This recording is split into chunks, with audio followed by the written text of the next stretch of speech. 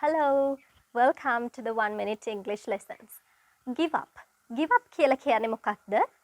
Give up කියලා කියන්නේ stop කියන එකට සමාන වචනයක්. Stop කියන එකට සමාන වචනයක් තමයි give up කියලා කියන්නේ.